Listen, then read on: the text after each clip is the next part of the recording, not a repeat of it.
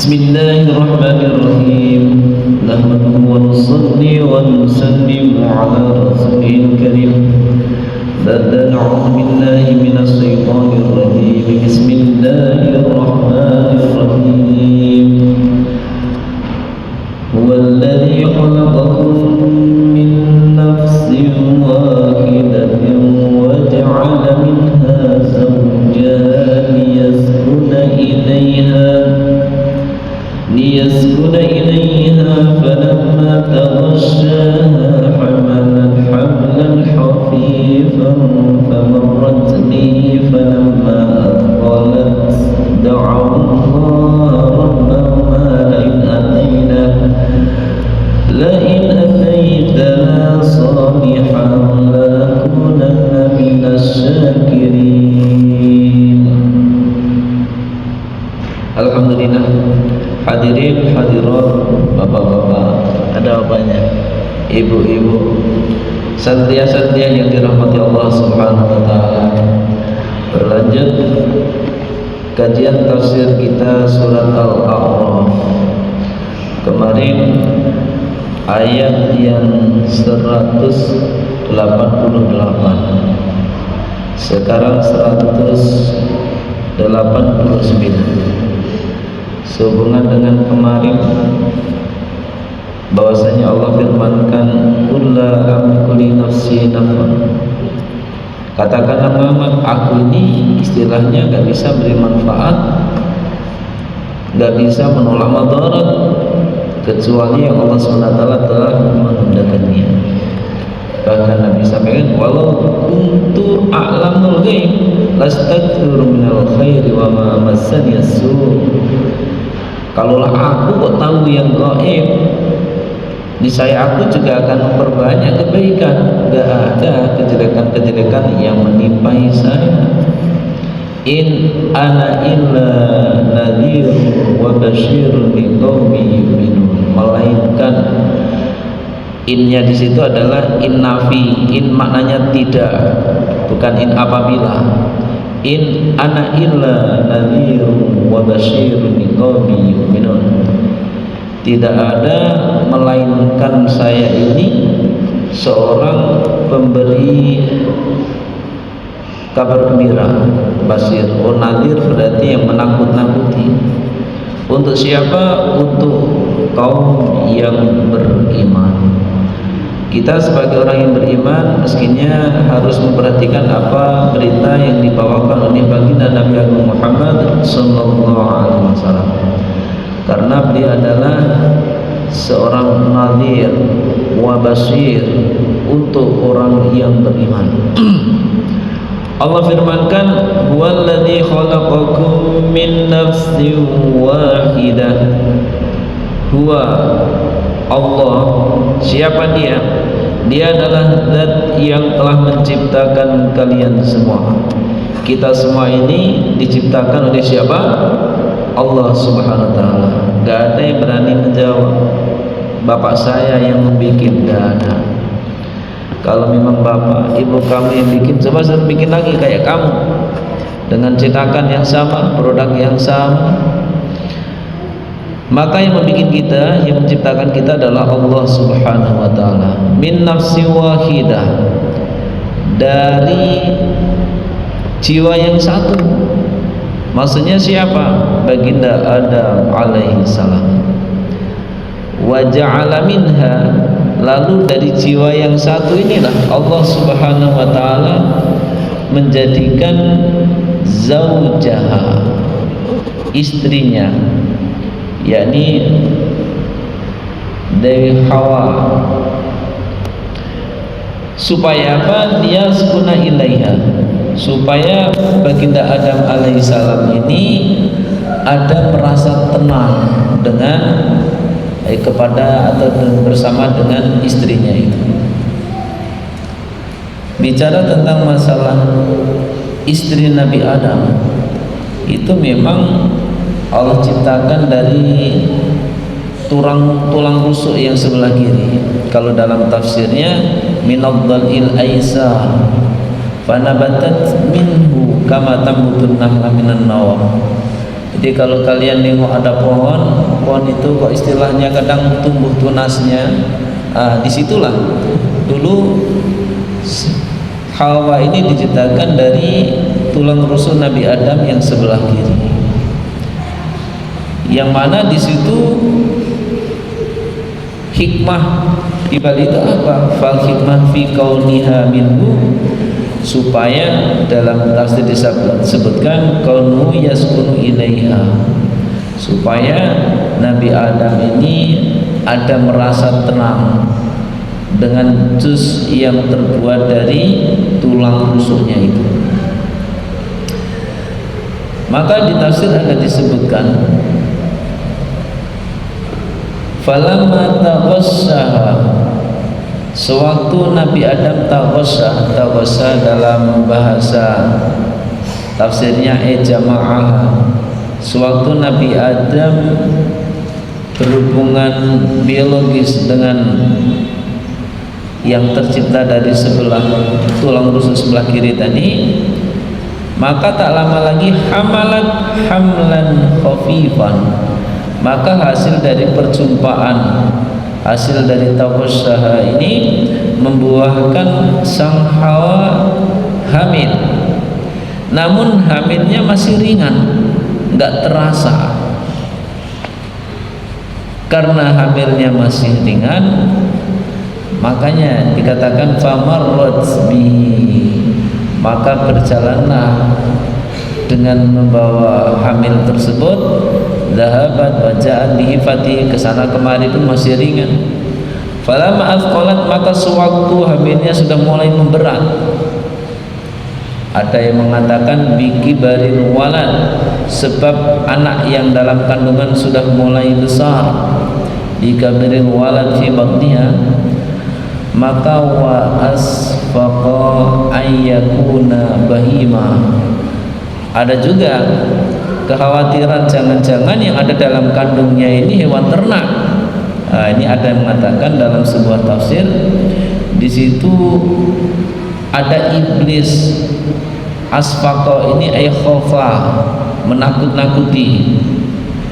Warada anau lama ja'aha iblis, sewaktu iblis datang ke Hawa, qala laha, iblis mengatakan, mahadzal ladzi bi batniki, Hawa, apa yang ada dalam perut kamu ini? Kok perutnya makin buncing, makin belenduk aja. Maka apa jawabnya? Faqalat la adri, aku enggak tahu apa ini yang ada dalam perut ini. Maka iblis nakut-nakutin, faqala la yatamilu ayakuna kalban aw himaran aw dzalik, jangan-jangan yang dalam perut kamu ini adalah anjing, jangan-jangan himar atau hewan yang lain lah. Wah, maka muncullah pemikiran yang mengkhawatirkan kan, wayah tamilu, menakut-nakuti lagi. Coba misalkan bayangin santri-santri ada yang hamil, ditakut-takutin, kira-kira yang dalam perut kamu ini apa? Anak kucing, anjing, himar atau apa? Oh, bikin gak enak aja kan. Dulu Hawa ditakut-takuti oleh iblis gitu. Iblis, maka kita jangan suka nakut-nakuti orang.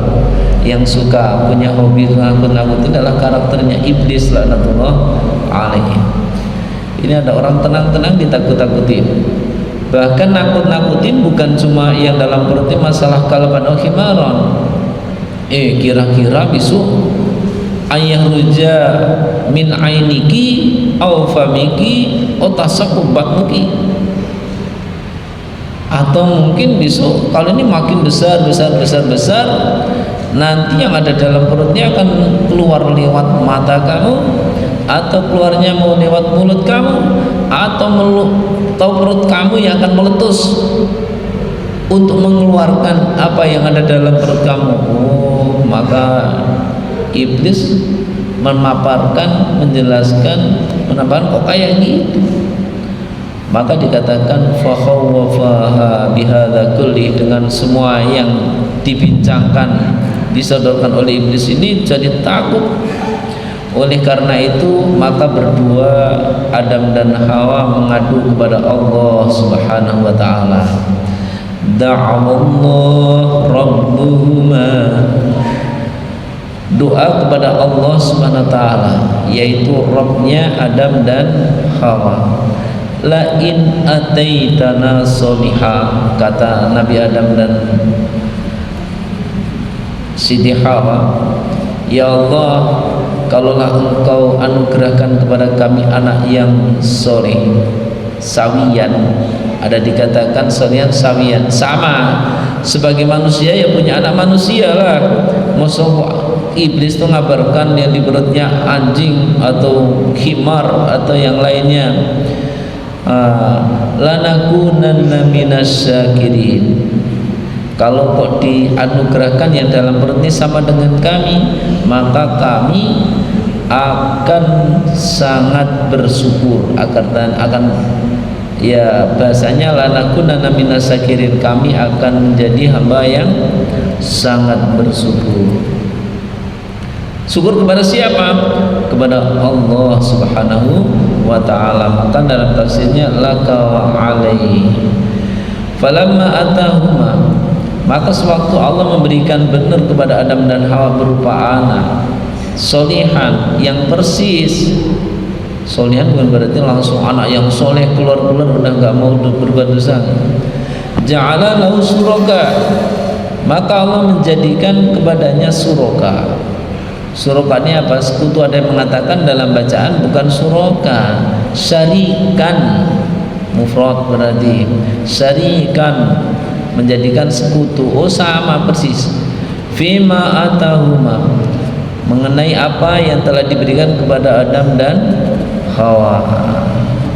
Maka sang anak ini dikasih nama siapa?